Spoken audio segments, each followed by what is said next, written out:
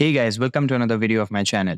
If you have recently updated your Windows 11 system and you get to see that Windows is keeping a backup of the older version of Windows in your C drive or main system drive by the name of Windows.old, if you check the properties of this file, you will see that it occupies a lot of your usual drive space. As you can see, in my case, this file alone occupies around 66 GBs, which is very annoying. Now, if you try to delete this file the normal way, the system won't allow you to do that. And if you're like me who wants to get rid of this file, and the system isn't allowing you to delete it, then this video is for you. Because in this video, I'll show you how to delete Windows.old file in some simple few steps.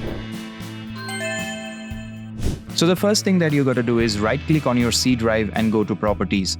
Once inside, under the General tab, you'll get to see an option called Details. Click on that. Over there, the system provides you a breakdown of how much space your system has and how much is being used. Also, you can see a brief overview of what kind of data is occupying how much space in your system. Since the file that we want to delete is a temporary backup file, so in order to find it, we are going to click on the option Temporary Files. If your system is scanning for all the changes, then wait for this scan to finish. Post that, you can see that an option has appeared by the name of Previous Windows Installation. Actually, this is the Windows.old file which we need to delete.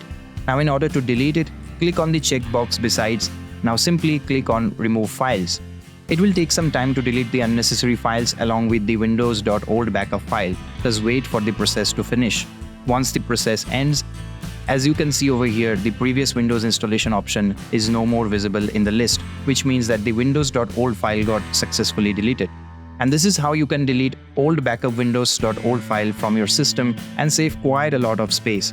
If you like my content, drop a like and consider subscribing to my channel. Thanks for watching and see you guys in another video.